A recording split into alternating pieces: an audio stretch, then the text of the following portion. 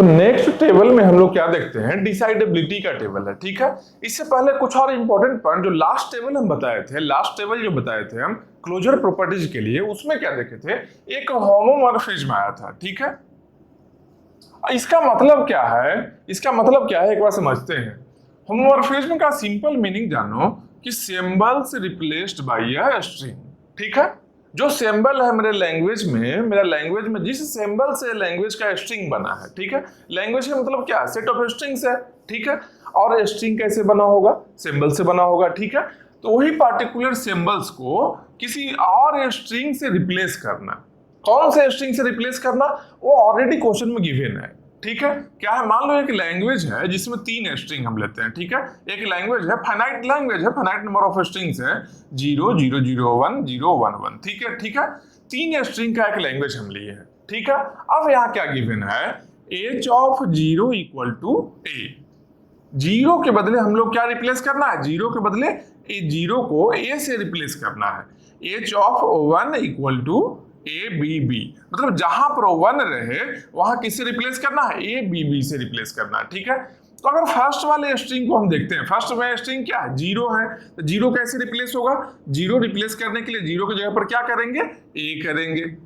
ठीक है, तो यहां आ गया ए। उसके बाद क्या है, 0 0 1। ठीक है, 0 2 टाइम्स है, तो यहाँ 0 के बदले ए करना है, तो ए भी कितना आएगा, 2 टाइम्स आएगा, 2 0 के लिए। ठीक है, उसके बाद 1 है, 1 के बदले क्या आना है, 1 के बदले ए बी बी, मतलब ए बी बी हो गया। ठीक है, नेक्स्ट सिंबल क्या है, 0 है, 0 1 1, 0 के बदले ए आया, तो यहां लिखते हैं ए आया। उसके बाद 1 है, 1 के बदले A B B, A B B, फिर से 1 है तो फिर से A B B, A B B. अब जो एच ऑफ एल फाइंड हम किए, एच ऑफ एल जो हम फाइंड किए हैं, क्या बना है, A triple A B, A B B, A B B, 3 ही स्ट्रिंग यहां भी है। तो यहां क्या हो सकता है, एक चीज याद रखना कि जब हम एल से जब हम एच ऑफ एल फाइंड करेंगे, तब क्या होगा, एच ऑफ एल का जो मॉड है, मतलब साइज जो होगा एच ऑफ एल का, एच ऑफ एल में जितना स्ट्रिंग्स होगा, या तो लेस देन हो सकता है या तो इक्वल हो सकता है, किसके, एल से। मतलब एल में जितना स्ट्रिंग है उसके बराबर ये हो सकता है या फिर लेस हो सकता है। लेस कैसे हो सकता है भाई, जितना सिंबल है सबको रिप्लेस तो हम किए ही है, तो लेस कैसे हो सकता है, लेस इसलिए होगा, लेस होने का रीजन क्या है कि मान लो इस तरीके से यहां पर स्ट्रिंग से हम रिप्लेस कर रहे हैं 0 1 को, 0 1 को कुछ इस तरीके से हम रिप्लेस कर रहे हैं, जिसमें क्या देखते हैं कि कुछ ऐसा यहां पर स्ट्रिंग बनता है जो कि 2 स्ट्रिंग कॉमन है। अगर 2 कॉमन स्ट्रिंग यहां बन जाए, एच ऑफ एल में 2 स्ट्रिंग एक जैसा बन जाए, तो एक बार ही लिखेंगे, एक बार लिखेंगे, तो इससे क्या होगा, अगर एक बार लिख रहे हैं, 2 स्ट्रिंग को हम एक ही बार लिख रहे हैं, अगर सेम टाइप का बना है यहां पर, मतलब क्या है कि एच ऑफ एल का साइज क्या हो गया, छोटा हो गया एल से। एटमोस्ट कितना होगा, एच ऑफ एल का एटमोस्ट साइज कितना होगा, एल के बराबर होगा, क्योंकि जितना स्ट्रिंग है उतना ही स्ट्रिंग का तो कन्वर्सन हम किए हैं, जितना यहाँ स्ट्रिंग है एल में उतना ही स्ट्रिंग को तो हम यहाँ पर कन्वर्सन किए हैं। तो मैक्सिमम साइज जो होगा एच ऑफ एल का, जो एल होना है, और इससे कम भी हो सकता है। कम किस केस में होगा, जब कुछ स्ट्रिंग्स यहाँ पर कॉमन बन जाए, कुछ स्ट्रिंग्स यहां पर कॉमन बन जाए, उस केस में क्या है, यहां पर एच ऑफ एल का साइज है जो एल से छोटा हो सकता है। ठीक है, किस तरीके से एच ऑफ एल फाइंड करना है भाई, एल गिवन है, एच ऑफ जितना भी यहां सिंबल हम यूज किए थे, सारे सिंबल्स के लिए, जैसे 0 है, 0 1 यूज करके यहां बनाया है अल्फाबेट। ठीक है, तो एच ऑफ 0 गिवन होगा, एच ऑफ 1 गिवन होगा। जिस तरीके से जो भी सीक्वेंस में यहां स्ट्रिंग में सिंबल यूज किया गया, सेम सीक्वेंस में यहां पर रिप्लेस करना। जैसे 0 0 1 रहा, तो क्या किए, 2 बार 0 है तो 2 बार 0 के बदले ए लिखे हैं, 0 0 1 के लिए A B B, same sequence में करना है। जैसे यहाँ स्ट्रिंग है, सेम ऐसा ही स्ट्रिंग लिखना है, लेकिन सिंबल के बदले यहाँ अलग सिंबल, सेट ऑफ सिंबल्स बोल सकते हैं, स्ट्रिंग एक तरह का है। ठीक है, 1 के बदले ए बी बी लिखिए, ए बी बी क्या है, एक स्ट्रिंग है, यही यहाँ लिखा हुआ सिंबल्स रिप्लेस्ड बाई स्ट्रिंग। ठीक है, अब एच ऑफ एल तो हम फाइंड कर लिए, एच इनवर्स भी था वहां, एच इनवर्स भी था। एच इनवर्स का क्या मीनिंग है, अच्छा एक और चीज देख लो क्या, कि जब कभी एल फाइनाइट रहे, जब कभी लैंग्वेज मेरा फाइनाइट रहे, ये क्या है, लैंग्वेज यही है ना। अगर लैंग्वेज फाइनाइट रहे, लैंग्वेज जब कभी फाइनाइट होगा तो एच ऑफ एल भी फाइनाइट ही होगा। अगर लैंग्वेज फाइनाइट है तो एच ऑफ एल भी फाइनाइट होगा। सही बात है, यहां से भी तो दिख रहा है, अगर एल फाइनाइट है तो एच ऑफ एल क्या है, इससे छोटा या इसके बराबर होता है एटमोस्ट। तो जब एल ही फाइनाइट है तो ये भी फाइनाइट होना है, ठीक है। तो जब एल फाइनाइट रहे तो एच ऑफ एल भी फाइनाइट होगा। जब एल है जो इनफाइनाइट रहे, जब एल इनफाइनाइट रहे तो एच ऑफ एल क्या हो सकता है, फाइनाइट भी हो सकता है और इनफाइनाइट भी हो सकता है। क्यों ऐसा हो रहा है, क्योंकि यहां क्या लिखे, H of L less than equal to L, मतलब कि एल इनफाइनाइट है, एल है जो इनफाइनाइट है, लेकिन मान लो बहुत सारा सिंबल सेम मिल जा रहा है, बहुत सारा सिंबल जो यहां पर बना है, यहां पर जो स्ट्रिंग बना है, बहुत सारा कॉमन स्ट्रिंग बन रहा है। उस केस में क्या है कि एल मेरा इनफाइनाइट है लेकिन एच ऑफ एल में क्या हुआ, फाइनाइट हो गया। अगर बहुत सारा स्ट्रिंग्स कॉमन नहीं है, सेम नहीं मिल रहा है, उस केस में क्या है, एल इनफाइनाइट है तो एच ऑफ एल भी इनफाइनाइट होगा।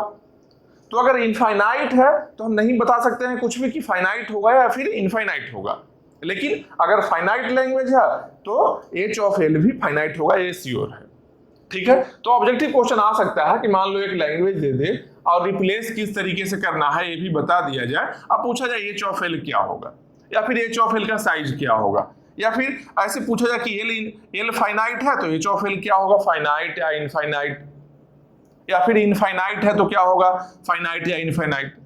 ऐसा ऑब्जेक्टिव के फॉर्म में पूछा जा सकता है। और यहां देखो एच इनवर्स एल का क्या मीनिंग है, एच इनवर्स एल का क्या मीनिंग है कि एल तो मेरा मान लो यही गिवन है, और एच इनवर्स करने के लिए एच इनवर्स से कैसे रिप्लेस करना है ये फॉर्मेट ऑलरेडी गिवन है, मान लो, ठीक है। H inverse A equal to 0, H inverse B equal to 1, मतलब क्या है, 0 को क्या करेंगे, ए से हम रिप्लेस करेंगे, 1 को क्या करेंगे, बी से हम रिप्लेस करेंगे यहाँ पर, ठीक है। तो यहाँ पर मान लो 0 है, यहाँ 0 है, 0 को हम ए से रिप्लेस करेंगे तो क्या लैंग्वेज बनेगा मेरा, ए 0 0 1 है ना, 0 0 1 है ना, तो क्या बना, 0 के बदले ए 2 टाइम्स आया, ए 1 1 टाइम है, ठीक है। तो 1 के बदले बी, ए बी हुआ, ठीक है। 0 1 1 है, ठीक है। तो 0 के बदले फिर से ए आया, अच्छा ए आया है, और 1 1 2 टाइम है, मतलब बी 2 टाइम रहा, बी, ठीक है। ए क्या बन गया मेरा, एच इनवर्स एल हो गया, एच इनवर्स एल हो गया, ठीक है। तो जैसे यहां पर है H of L less than equal to L है, H of L less than equal to size जो बता रहे हैं, साइज है जो H of L less than equal to size of L है, तो यहां क्या होगा, यहां क्या होगा, H inverse of L greater than equal to size of L होगा। इससे ग्रेटर हो सकता है या फिर इक्वल हो सकता है, ठीक है। ये दोनों कंडीशन को ध्यान रखना, ठीक है। ये होमोमॉर्फिज्म में यही बेसिक है, और बाकी जो भी रहेगा क्लोजर प्रॉपर्टीज के अकॉर्डिंग ही पूछेगा, किसमें एच ऑफ एल क्लोज्ड है किसमें नहीं है, ठीक है। लैंग्वेज के अकॉर्डिंग अब पूछेगा, वो है ऑब्जेक्टिव क्वेश्चन ही है, इसमें यही क्वेश्चन आ सकता है, ठीक है। एक और चीज वहां क्या देखे थे, एच ऑफ एल के साथ साथ होमोमॉर्फिज्म के साथ साथ क्या देखे थे, इनिट भी था उस टेबल में, ठीक है, इनिट ऑफ एल। अब इनिट ऑफ एल का सिंपल मीनिंग जानो, इनिट मतलब इनिशियल समझ सकते हो, रफ लैंग्वेज में अगर बात करें हम तो इनिट मतलब इनिशियल, मतलब क्या, इनिशियल जो कोई भी सिंबल है, कोई स्ट्रिंग है, इसका इनिशियल कैसे फाइंड करेंगे। इनिशियल मतलब क्या हो गया, प्रीफिक्स जैसा, प्रीफिक्स जैसा बिहेव कर रहा है, ठीक है। तो यहां क्या लिखते हैं,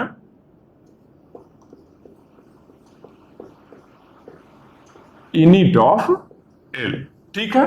मान लो एल हम एक लैंग्वेज ले लें, एल एक लैंग्वेज ले लें, 0 0 1 0 1 0 1 1, ठीक है। एक लैंग्वेज लेते हैं, फाइनाइट सेट ऑफ स्ट्रिंग्स है इसमें, ठीक है। हम क्या करें, अगर इनिट ऑफ एल फाइंड करना है, अगर इनिट ऑफ एल को अगर फाइंड करना है तो कैसे फाइंड करेंगे, जितना पॉसिबल प्रीफिक्स है सबको लिखो, पॉसिबल प्रीफिक्स है। हम क्या करेंगे, सबसे पहला स्ट्रिंग हम लिए, एल का पहला स्ट्रिंग लिए, इसमें क्या क्या प्रीफिक्स है भाई, क्या क्या प्रीफिक्स हो सकता है, तो नल हो सकता है, एकदम स्टार्टिंग में मान लो नल हम ले लिए, या फिर एक 0 ले लें, हम एक 0 ले सकते हैं, या फिर दोनों 0 ले लें, दोनों जीरो ले सकते हैं, पहला स्ट्रिंग ओवर हो गया। अब नेक्स्ट में आते हैं, यहाँ पर क्या है, यहाँ भी हम नल ले सकते हैं या फिर केवल O1 ले सकते हैं पहला सिंबल, तो केवल मान लो पहला सिंबल O1 ले लिए।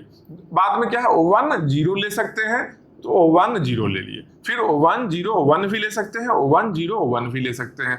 अब नेक्स्ट में देखो यहाँ पर क्या है, इसमें क्या है, इसमें भी सेम उस तरीके से ही मान लो स्टार्टिंग का नल हम ले लिए, तो नल यहाँ ऑलरेडी रिटर्न है पहले से ही, ठीक है। तो नेक्स्ट क्या है, जीरो ले लिए। अगर हम जीरो लेते हैं, यहाँ पर जीरो लेते हैं, देखो जीरो यहाँ भी है यहाँ भी है, वन टाइम लिखेंगे, ठीक है। तो जीरो को नहीं लिखे दोबारा हम, फिर क्या है, जीरो O1 लिखिए अगर, ठीक है, जीरो O1 देखो पहले से नहीं कहीं है। उसके बाद क्या है, जीरो O1, ये क्या बन गया, इनिट ऑफ एल बन गया, एक बात याद रखना कि नल और जो पार्टिकुलर स्ट्रिंग होगा, जो स्ट्रिंग होगा, या स्ट्रिंग को डायरेक्टली हम W से लिखते हैं, null and W belongs to init of L, ठीक है। क्या लिखे, null and W belongs to init of L, मतलब क्या है, W मतलब क्या, जो स्ट्रिंग था, देखो 0 स्ट्रिंग है, 0 यहाँ भी है, 1 0 1 1 0 1 0 1 1 0 1 1, तो जो W स्ट्रिंग है मेरा, स्ट्रिंग भी यहाँ रहेगा, नल भी यहाँ रहेगा, जितना पॉसिबल प्रीफिक्स है सारा रहेगा। तो इनिट का सिंपल मीनिंग यही था यहाँ पर, ठीक है।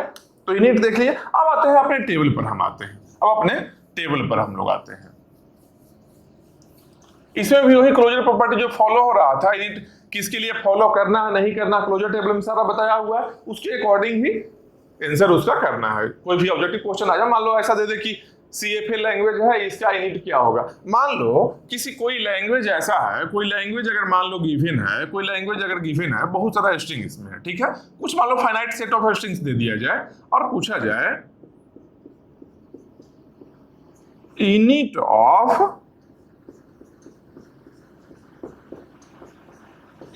ऑफ एल, इसका मतलब क्या हो गया कि एक बार इनिट ऑफ एल ले लो, फिर जो आया है उसका फिर से इनिट लो,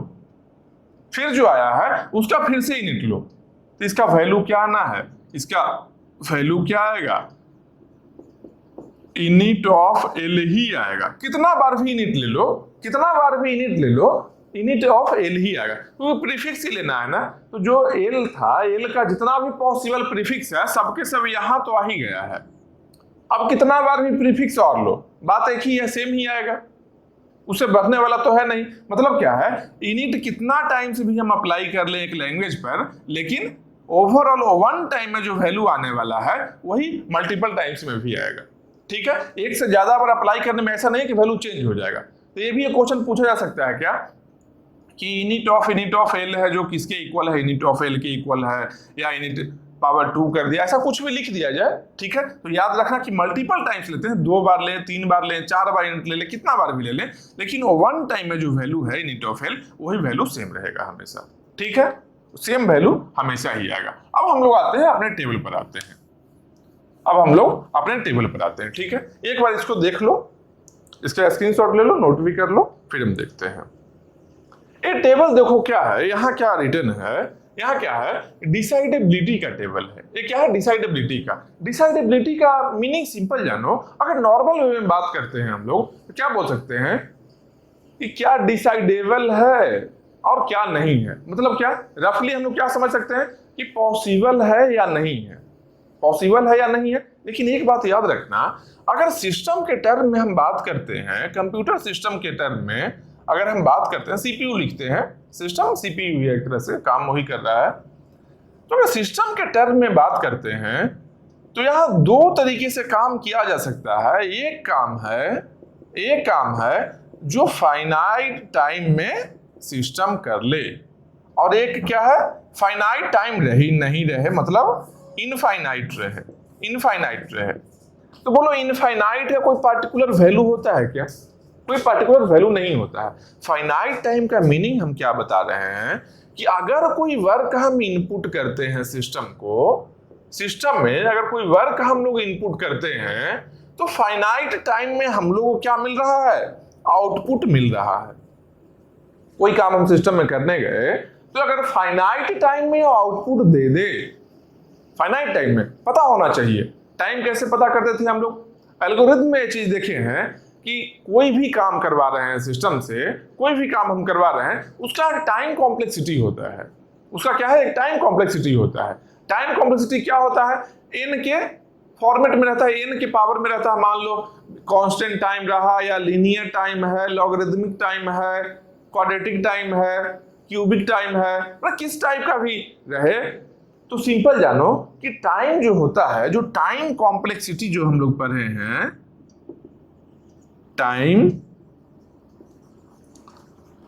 टाइम कॉम्प्लेक्सिटी जो हम लोग पढ़ते हैं, क्या रहता है? फाइनाइट टाइम का हम वहां बात कर रहे होते हैं, इनफाइनाइट नहीं होता है वो। मतलब क्यों पढ़ते हैं? फाइनाइट के लिए क्यों देखते हैं? क्योंकि सिस्टम में अगर कोई काम हम दिए हैं तो पता होना चाहिए ना कितना देर बाद वो आउटपुट आएगा उसका। मान लो पता ही नहीं है कब आउटपुट आएगा, पता ही नहीं है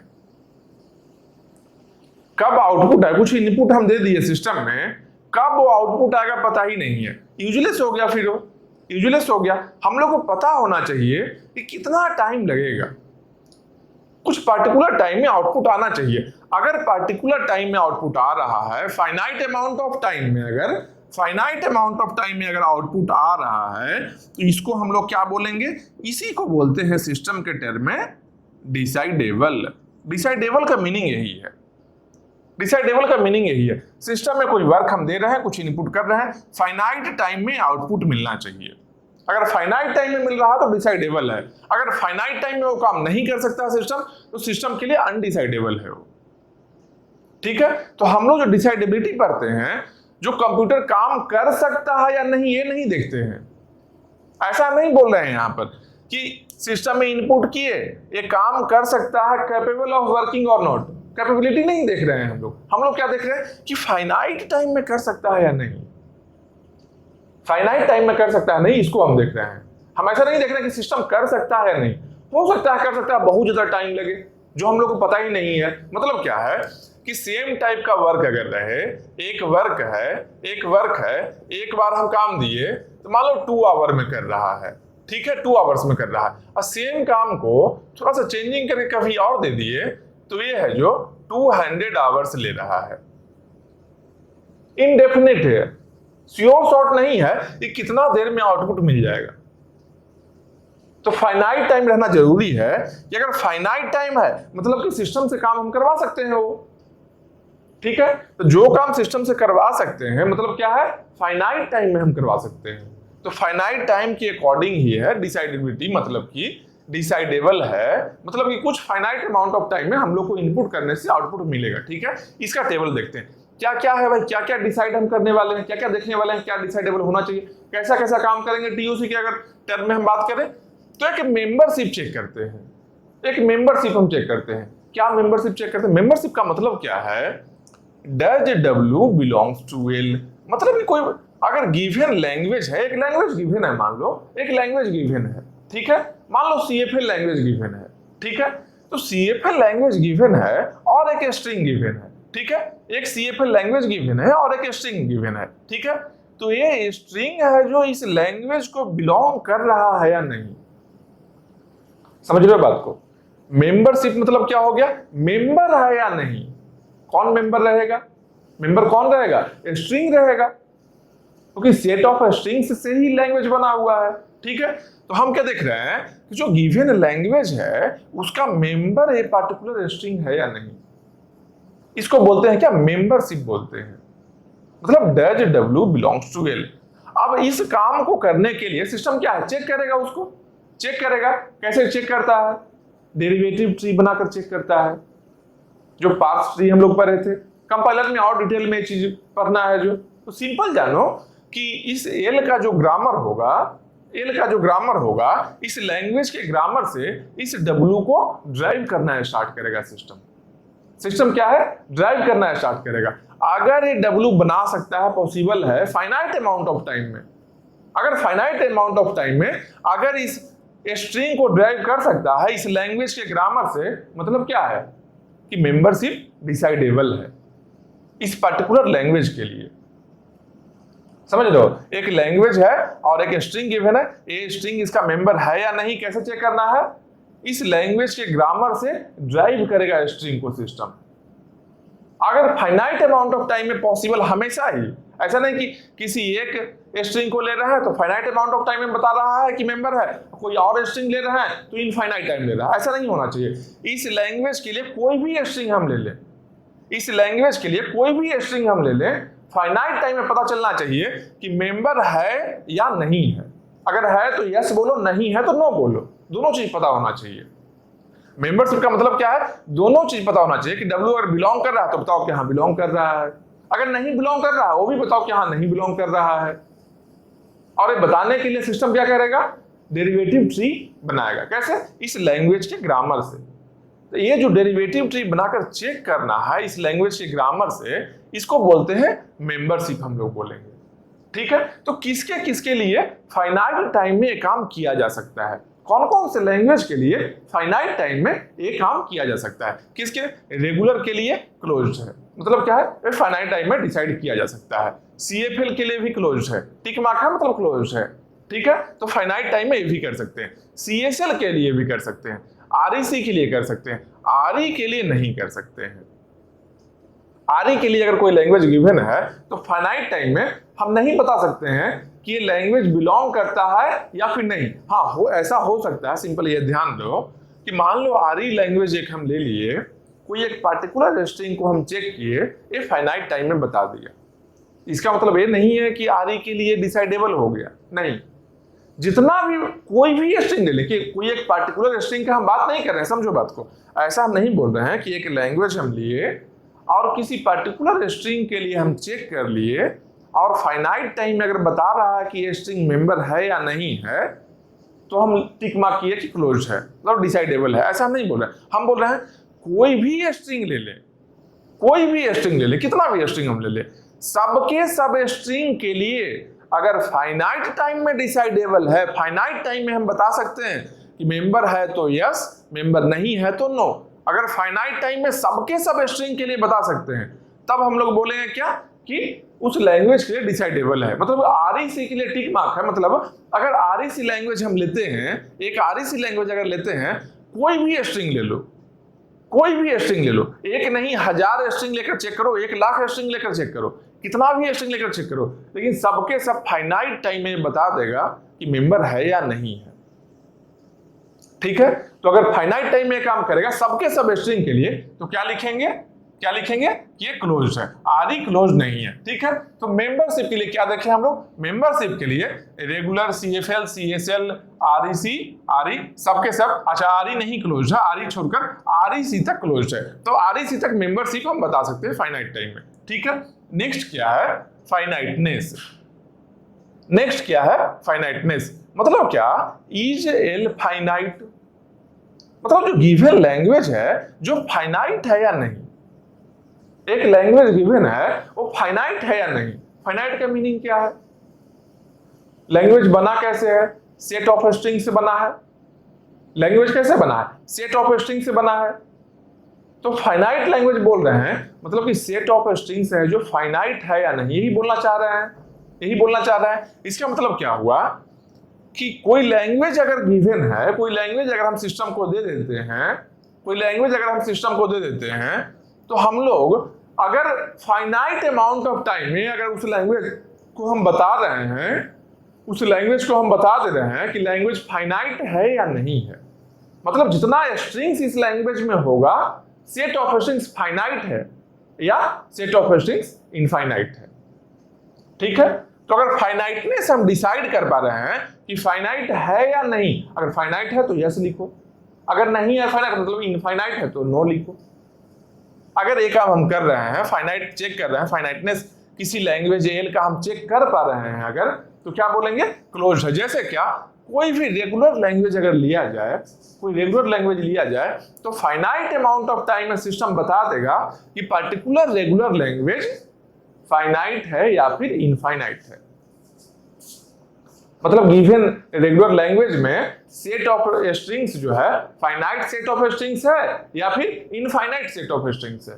ठीक है, ये कांस्टेंट टाइम में, कांस्टेंट नहीं बोल सकते, फाइनाइट टाइम में बोल सकते हैं, पॉलिनोमियल टाइम भी है लेकिन फाइनाइट से है, ठीक है। तो फाइनाइट टाइम में बता सकते हैं। तो रेगुलर के लिए देखो क्लोज है, टिक मार्क है। सीएफएल के लिए क्लोज है। सीएसएल में हम नहीं बता सकते हैं। अगर कोई सीएसएल लैंग्वेज ले लिया जाए तो हम नहीं बता सकते हैं फाइनाइट टाइम में जो पर्टिकुलर लैंग्वेज है जो फाइनाइट है या फिर इनफाइनाइट है। अब ऐसा नहीं बोलना कि सीएसएल का कोई एक लैंग्वेज ले लिए और उसको अगर हम बता दे रहे हैं फाइनाइट टाइम में, मतलब कि सीएसएल क्लोज नहीं।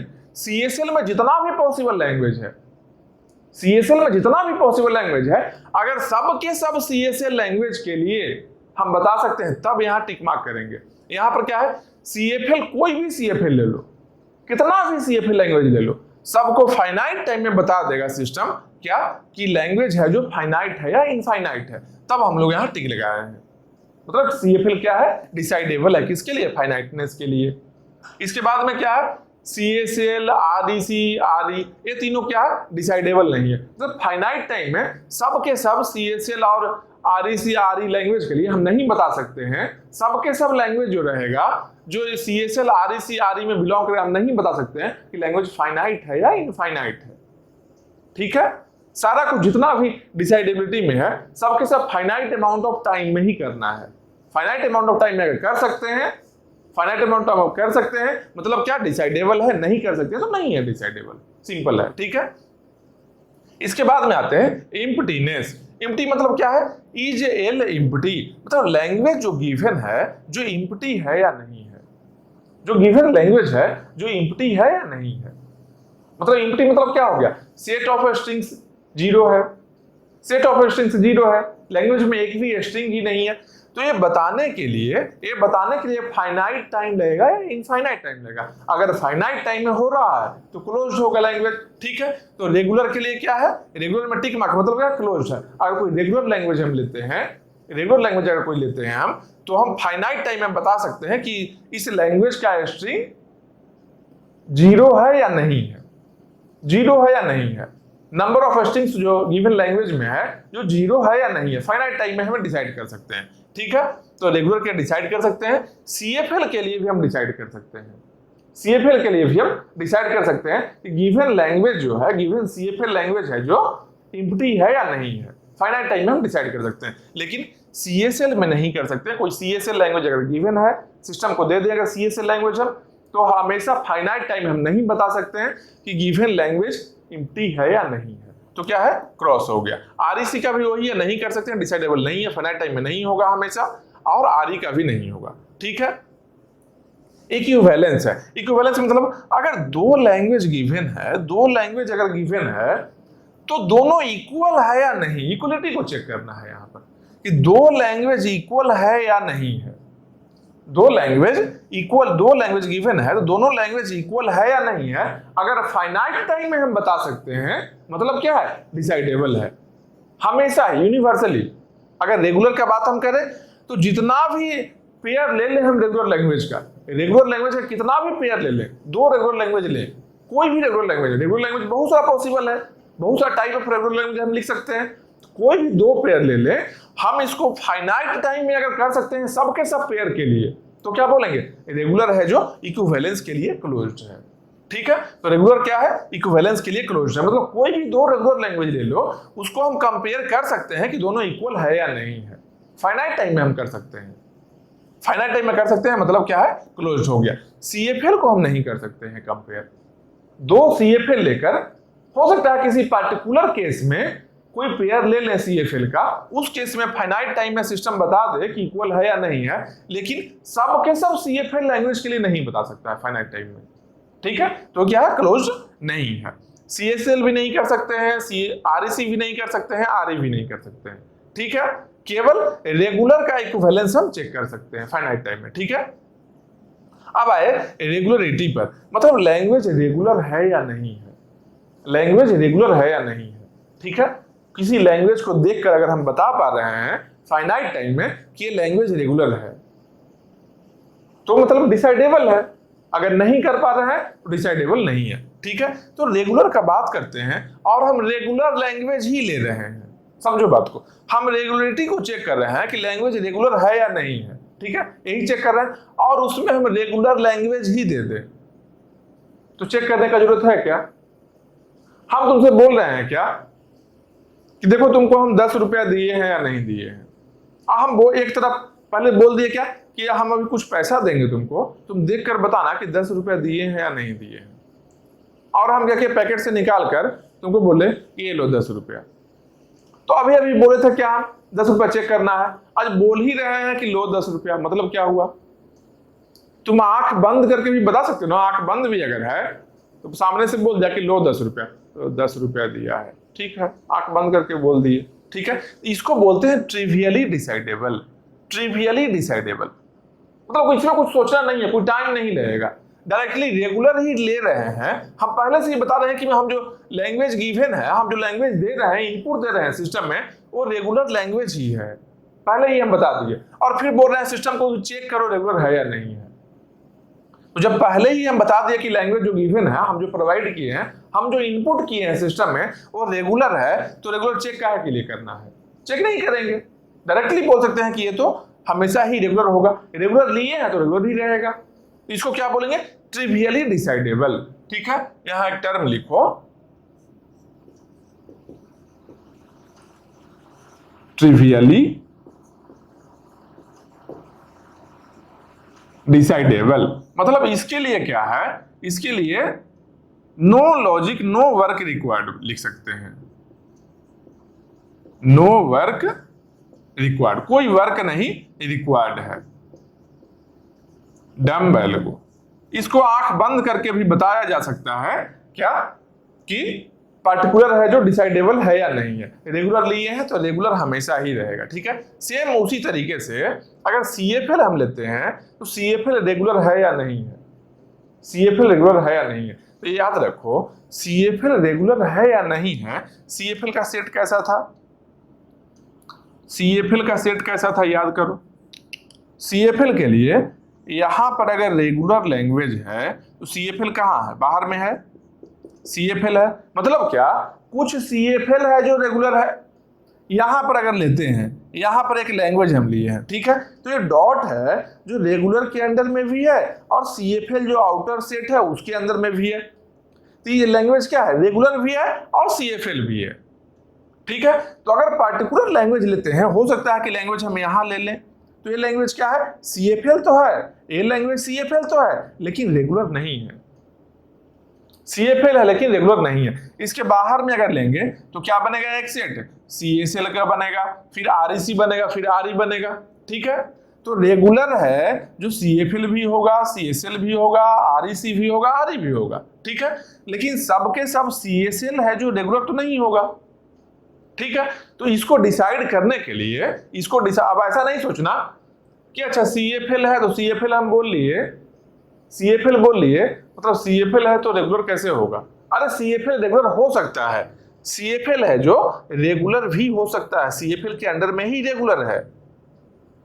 अगर ऐसा नहीं रहता, अगर ऐसा नहीं रहता मतलब क्या, अगर रिवर्स हम देखते हैं कि रेगुलर है जो CFL होगा क्या, हाँ रेगुलर है जो CFL हो सकता है, लेकिन सबके सब जितना रेगुलर है सबके सब CFL है, लेकिन सबके सब CFL है जो रेगुलर नहीं है, सबके सब CFL है जो रेगुलर नहीं है। बस यही चीजें हम बोल रहे हैं कि CFL है जो इसका रेगुलरिटी, अगर CFL लैंग्वेज हम लेते हैं, CFL लैंग्वेज अगर लेते हैं तो रेगुलर है या नहीं है, ये हम हमेशा फाइनाइट टाइम में नहीं बता सकते हैं। फाइनाइट टाइम में सिस्टम नहीं बता सकता है, हम नहीं बता सकते, सिस्टम के बारे में बात कर रहे हैं कि सिस्टम फाइनाइट टाइम में नहीं बता सकता है, ठीक है। तो क्या है, नॉट डिसाइडेबल, डिसाइडेबल नहीं है, ठीक है। यहां भी क्या है, CSL भी लेते हैं तो रेगुलर है या नहीं है, डिसाइडेबल नहीं है, ठीक है। REC का भी डिसाइडेबल नहीं है, RE का भी डिसाइडेबल नहीं है। फिर उसके बाद हम आते हैं एम्बिगिटी का, एम्बिगियस है या नहीं है, एम्बिगियस है या नहीं है, ठीक है। तो एम्बिगियस के बारे में बताया था ना कि अगर मल्टीपल डेरिवेटिव ट्री किसी पर्टिकुलर लैंग्वेज के लिए मल्टीपल डेरिवेटिव ट्री अगर पॉसिबल है, क्या होता है, वो एम्बिगियस होता है, ठीक है। एक और चीज क्या बताए थे कि रेगुलर और DCFL कभी भी एम्बिगियस नहीं होगा, रेगुलर या DCFL कभी भी एम्बिगियस नहीं होगा। क्यों नहीं होगा, क्योंकि कोई भी रेगुलर लेंगे अगर, उसके लिए हो सकता है मल्टीपल ग्रामर एग्जिस्ट कर रहा हो, एक रेगुलर लैंग्वेज के लिए मल्टीपल ग्रामर एग्जिस्ट कर रहा हो, लेकिन वो सारे के सारे ग्रामर में से एटलीस्ट वन ऐसा ग्रामर होगा, एटलीस्ट वन ऐसा ग्रामर होगा जो अनएम्बिगियस होगा। ठीक है, तो इसको क्या बोलेंगे कि रेगुलर है, जो पहले से ही जान रहे हैं कि रेगुलर एम्बिगियस नहीं होता है, और इसी का हम एम्बिगिटी चेक कर रहे हैं। पहले से पता है कि एम्बिगियस नहीं है, रेगुलर जैसे ही हम लिए तो एम्बिगियस नहीं है, चेक करने का जरूरत ही नहीं है, इसलिए इसको क्या बोलते हैं कि ट्रिवियली डिसाइडेबल। यहां कुछ काम नहीं करना है, डायरेक्टली बोल सकते हैं कि रेगुलर लिए है, पूछ रहे हैं एम्बिगियस है या नहीं है, नहीं होगा, क्योंकि रेगुलर डीसीएफएल एम्बिगियस होता ही नहीं है। ठीक है, तो ये देख लिए हम लोग एम्बिगिटी के लिए। उसके बाद में क्या है सीएफएल, क्या है सीएफएल का एम्बिगिटी डिसाइड हम नहीं कर सकते हैं। फाइनाइट टाइमर सिस्टम नहीं बता सकता है कि गिवन सीएफएल लैंग्वेज है जो एम्बिगियस है या नहीं है। सीएफएल के लिए रहे या सीएसएल, आरईसी, आरई, किसी के लिए भी हम सबके नहीं बता सकते हैं कि एम्बिगियस है या नहीं है। ठीक है, ओके, एम्बिगिटी चेक कैसे कर रहे थे? मान लो अगर कोई ग्रामर है जो 1,00,000 स्ट्रिंग को या 1 करोड़ स्ट्रिंग बन रहा है ग्रामर से। ठीक है, अगर एक भी ऐसा स्ट्रिंग रहे जिसके लिए मल्टीपल डेरिवेटिव ट्री पॉसिबल है तो क्या होगा, एम्बिगियस हो जाएगा। तो फाइनाइट अमाउंट ऑफ टाइम में डिसाइड करना बहुत टफ चीज है, समझ रहे हो बात को? इसलिए बोलते हैं क्या, एम्बिगिटी है जो केवल रेगुलर के लिए ट्रिवियली डिसाइडेबल है, रेगुलर है तो यार एम्बिगियस होगा ही, और बाकी सबके डिसाइडेबल नहीं, मतलब फाइनाइट टाइम में नहीं कर सकते हैं। सेम एक और चीज क्या है, यूनिवर्सलिटी। यूनिवर्सलिटी का मतलब क्या है कि जो एल है, जो यूनिवर्सल लैंग्वेज तो नहीं है, जो गिवन एल है जो यूनिवर्सल लैंग्वेज तो नहीं है। यूनिवर्सल लैंग्वेज क्या होता है, सिग्मा स्टार, सिग्मा स्टार ही तो होता है। जैसे ए प्लस बी स्टार हम लिखते हैं, ए प्लस बी स्टार लिखते हैं, क्या है, सिग्मा स्टार हो है। अब उसके अंदर में हम क्या कर लें कि एंडिंग भी थे, स्टार्टिंग भी थे, ऐसा कुछ भी रेगुलर में हम लिखते हैं। रेगुलर लैंग्वेज में इस टाइप का ही लिखते हैं जिससे फाइनाइट ऑटोमेटा हम डिजाइन कर सकते हैं। ठीक है, तो यहाँ पर गिवन लैंग्वेज है जो यूनिवर्सल लैंग्वेज है या नहीं है, अगर ये डिसाइड करना है, इसको क्या बोलते हैं, यूनिवर्सलिटी, मतलब गिवन लैंग्वेज यूनिवर्सल है या नहीं है। तो इसको डिसाइड करने के लिए केवल रेगुलर के लिए ये पॉसिबल है, केवल रेगुलर के लिए ये पॉसिबल है, बाकी किसी के लिए पॉसिबल नहीं है। सीएफएल, सीएसएल, आरईसी, आरई, किसी के लिए भी हम नहीं बता सकते हैं कि गिवन लैंग्वेज है जो सिग्मा स्टार है या नहीं है। तो फाइनाइट टाइम में नहीं बता सकते हैं हमेशा। हो सकता है कोई एक पार्टिकुलर लैंग्वेज हम लें, सीएसएल है तो सीएसएल कोई पार्टिकुलर लैंग्वेज हम लेते हैं, ये फाइनाइट टाइम में डिसाइड हो जाए, फाइनाइट टाइम में बता दे सिस्टम कि यूनिवर्सल है या नहीं है, कोई एक पार्टिकुलर लैंग्वेज के लिए बता दे यहाँ पर। लेकिन सबके सब सीएसएल लैंग्वेज के लिए ये फाइनाइट टाइम में नहीं बताएगा, समझ रहे हो बात को? सबके सब सीएसएल के लिए अगर फाइनाइट टाइम में बता रहा होता तब यहाँ टिक लगाएंगे। हम ऐसा बिल्कुल नहीं बोल रहे हैं कि एक भी सीएसएल लैंग्वेज को नहीं बता सकता है। हो सकता है कुछ सीएसएल लैंग्वेज को फाइनाइट टाइम में बता दे कि यूनिवर्सल है या नहीं, मतलब सिग्मा स्टार के इक्वल है या नहीं है, लेकिन सब के सब सीएसएल के नहीं बता सकता है फाइनाइट टाइम में, इसलिए यहाँ क्रॉस है। सेम यही चीज यहाँ भी आरईसी, आरई के लिए भी सेम ही है। उसके बाद क्या है, डिसजॉइंटनेस। डिसजॉइंटनेस का क्या मतलब है कि अगर दो लैंग्वेज गिवन है 11 और L2, 11 L2 गिवन है, डिसजॉइंट सेट का मतलब क्या होता है? डिसजॉइंट सेट अगर है तो डिसजॉइंट सेट का सिंपल मीनिंग क्या होता है कि मान लो दो सेट अगर लेते हैं, ठीक है, एक सेट मेरा A है, एक सेट B लिए, मान लो A है और B है, ठीक है, इसको हम क्या बोलेंगे, डिसजॉइंट सेट हम बोलेंगे। इसको हम क्या बोलेंगे, डिसजॉइंट सेट। डिसजॉइंट सेट्स है मतलब क्या, A और B में कुछ भी कॉमन नहीं है। अगर ऐसा रहता, A ऐसा रहे, B ऐसा रहे, मान लो A रहे, B रहे, कुछ एरिया है जो कॉमन रहता, तो क्या बोलेंगे, डिसजॉइंट नहीं है। क्यों नहीं डिसजॉइंट है भाई? क्योंकि कुछ एरिया कॉमन है। डिसजॉइंट का मतलब क्या होता है कि कॉमन कुछ भी नहीं रहे। देखो A है, A में एक भी B कॉमन है, B का यहाँ बाउंड्री है, A का यहाँ बाउंड्री है। वही बात बता रहा है यहाँ पर कि डिसजॉइंटनेस को चेक करने के लिए कि अगर दो लैंग्वेज गिवन है 11 और L2, ये दोनों डिसजॉइंट है या नहीं है, मतलब क्या, इस दोनों का इंटरसेक्शन, इंटरसेक्शन मतलब क्या है, कॉमन, ठीक है, कॉमन एरिया है या नहीं है। तो यहाँ तो विजुअली हम लोग देख कर बता रहे हैं, ये कॉमन नहीं है। लेकिन दो लैंग्वेज अगर गिवन है, इस दोनों में कुछ भी कॉमन है या नहीं है? क्या कॉमन होगा? लैंग्वेज बना कैसे होगा? सेट ऑफ स्ट्रिंग होगा।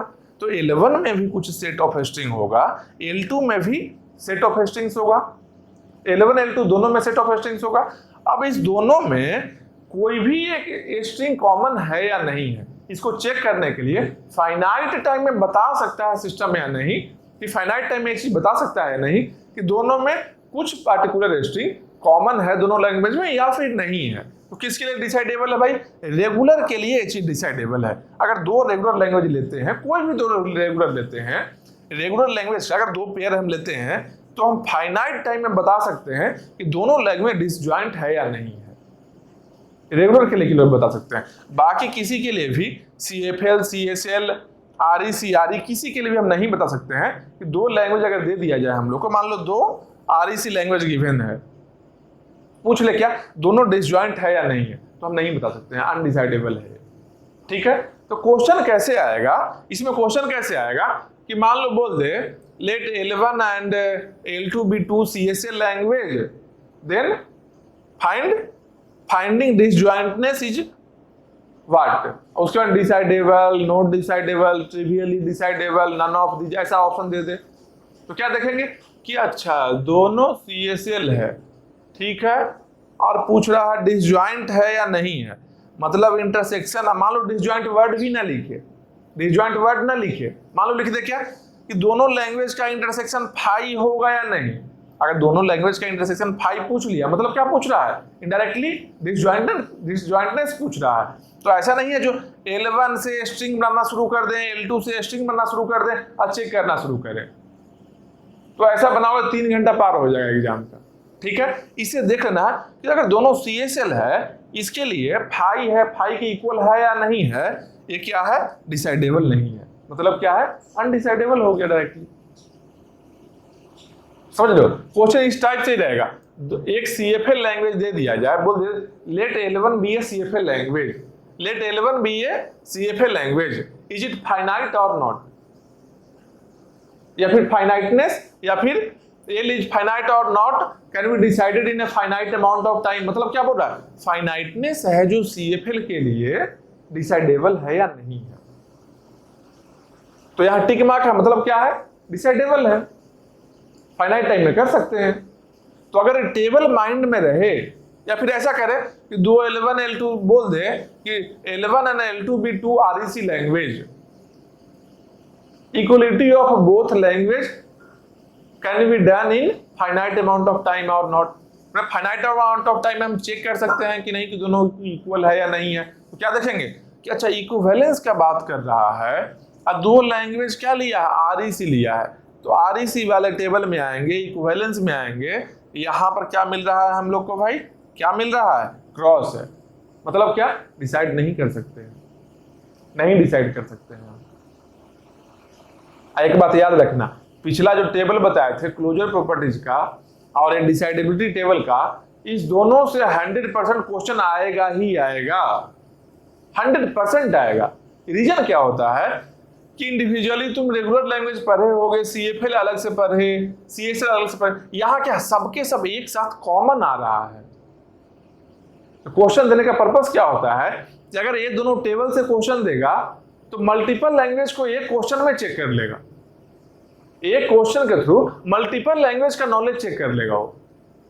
रीजन यही रहता है कि एक क्वेश्चन देगा ही देगा, इससे डिसाइडेबिलिटी से दे दे, या क्लोजर प्रॉपर्टीज वाले टेबल से दे दे, या हो सकता है इससे भी एक दे दे, एक उससे भी दे दे।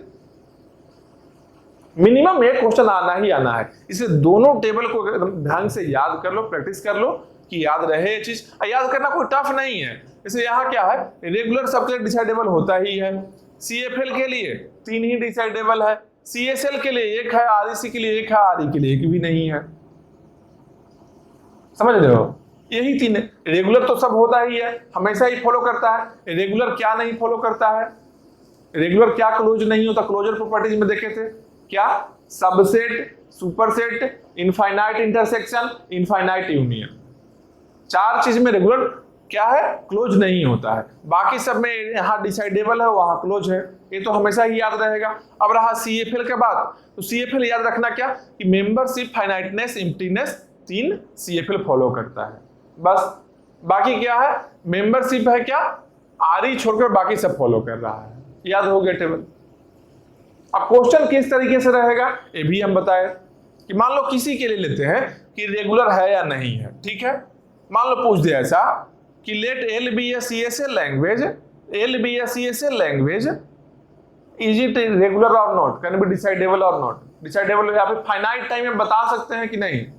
Is it possible to decide a given CSL language is regular or not in finite time. क्या है, पॉसिबल है डिसाइड करना फाइनाइट टाइम में? नहीं है पॉसिबल। तो इस टेबल से ही आया कि अच्छा रेगुलरिटी है किसके लिए, CSL के लिए, क्रॉस है मतलब क्या है, फाइनाइट टाइम में नहीं बता सकते हैं। तो ये टेबल का बहुत यूज है, याद रखना, ठीक है। टेबल ध्यान रहेगा, 100% 1-2 क्वेश्चन आएगा, बहुत कम टाइम में बन जाएगा। टेबल ध्यान में रहेगा तो क्वेश्चन 1 मिनट से कम में बनेगा। तो 2 नंबर फ्री का मिल रहा है, उठा लो यहां से, ठीक है। और इसमें क्या है, टेबल में क्या है, टोटल देखो 1 2 3 4 5 लैंग्वेज है। यहाँ क्या है, 8, यहाँ पर 8 मेंबरशिप हो गया, फाइनाइटनेस हो गया, एम्प्टीनेस, सारा का सारा 8 प्रॉपर्टीज है, ठीक है। इसमें से कितना हो गया, 40 ब्लॉक्स है। 40 ब्लॉक्स में 13 ब्लॉक्स है जो टिक मार्क है, ठीक है। 8 यहाँ 3 2 5, 8 5 13, मतलब कि 13 टिक मार्क है, बाकी सब टिक मार्क नहीं है, ठीक है। ये चीज हम लोग ध्यान रखेंगे। और कुछ क्वेश्चन प्रैक्टिस कर लो इस पर, कहीं भी क्वेश्चन मिले डिसाइडेबल फॉर्म में।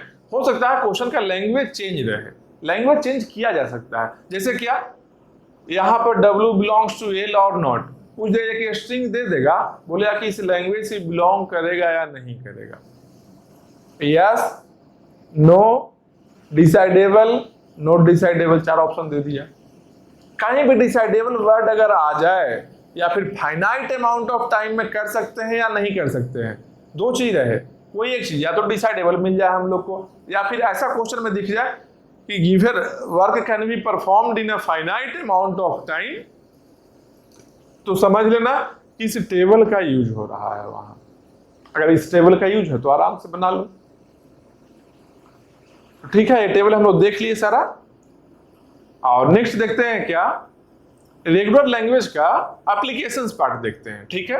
रेगुलर लैंग्वेज का एप्लीकेशन पार्ट देख लेते हैं। उसके बाद में अरे एक और चीज याद रखो कि रेगुलर के लिए जो काम कर रहे हैं, DCFL भी अगर DCFL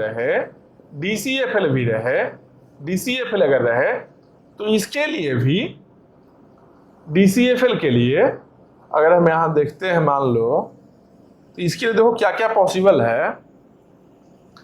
एम्बिगियस तो नहीं होगा, ये तो कंफर्म चीज है। मेंबरशिप डिसाइडेबल और CFL ही डिसाइडेबल है, तो DCFL रहना ही रहना है, ये तीनों तो कंफर्म हो गया, ठीक है। कोई CFL है तो ये भी रहेगा। अब DCFL 2 इक्वल है नहीं है, ये सब क्या है, डाउटफुल है। इसके लिए भी कुछ प्रॉपर्टी हम लोग बता सकते हैं। रेगुलर नहीं है ये भी हम बता सकते हैं, क्या रेगुलर है या नहीं है। अच्छा रेगुलर DCFL के लिए, अच्छा ये नहीं बता सकते हैं अभी, ठीक है। कुछ डाउटफुल है, कुछ DCFL प्रॉपर्टीज मिल रहा है, रेगुलर जैसा ही बिहेव कर रहा है रफली, ठीक है। ये टेबल को ध्यान रखो। नेक्स्ट हम लोग एप्लीकेशन पार्ट देखते हैं रेगुलर लैंग्वेज का, कहाँ कहाँ एप्लीकेशन होता है। रेगुलर लैंग्वेज का एप्लीकेशन मतलब फाइनाइट ऑटोमोटा का एप्लीकेशन, ठीक है। रेगुलर लैंग्वेज मतलब क्या, फाइनाइट ऑटोमोटा उसका रहेगा। तो फाइनाइट ऑटोमोटा का कहाँ कहाँ एप्लीकेशन है, क्या क्या वेरिएशन है, वो सब चीज हम लोग नेक्स्ट क्लास में देखते हैं। अभी जितना भी इस पर क्वेश्चन प्रैक्टिस कर लो और दोनों टेबल को ध्यान रखो। कुछ क्वेश्चंस प्रैक्टिस करो, याद भी कर लो, कहीं आसपास में जहां बैठ के पढ़ाई करते हो वहां पेस्ट कर लो, चिपका लो दीवार में। 1 महीना देखते देखते याद हो जाएगा, फिर नहीं भूलोगे। 1 महीना देखते देखते ऐसे ही बैठना, तो कभी कभी देखना, ऐसे ही कोई काम नहीं है ना, मोबाइल टिप टॉप करना, थोड़ा सा देख लेना कि अच्छा ऐसा ऐसा प्रॉपर्टी है, तो याद हो जाएगा। कोई बहुत मुश्किल नहीं है, बहुत कम ही चीज याद करना है। कंप्यूटर साइंस में याद करना ही नहीं, कुछ फॉर्मूला तुमको ज्यादा मिलेगा ही नहीं। पूरे कंप्यूटर साइंस में अगर तुम चाहो तो हो सकता है ऐसा पेपर आ जाए कि एक दो क्वेश्चन को छोड़कर बाकी किसी में कैलकुलेटर का यूज भी ना करना पड़े। अगर प्रैक्टिस उसमें भी ज्यादा है तो एक भी क्वेश्चन में कैलकुलेटर यूज करना नहीं पड़े। सेम वही फॉर्मूला के लिए भी है। फॉर्मूला भी इसमें ऐसा है जो बहुत छोटा छोटा फॉर्मूला है, लॉजिकल चीज है वो, ठीक है। कोई बड़ा फॉर्मूला याद, कोई एक भी ऐसा बताए हैं क्या कोई बड़ा सा फॉर्मूला है इसको याद करो, इस फॉर्मूला से ही क्वेश्चन बनेगा, ऐसा फॉर्मूला है ही नहीं। इसमें सब छोटा छोटा चीज रहता है, ठीक है। लेकिन हाँ लॉजिकल चीज है, तो प्रैक्टिस करो सही से।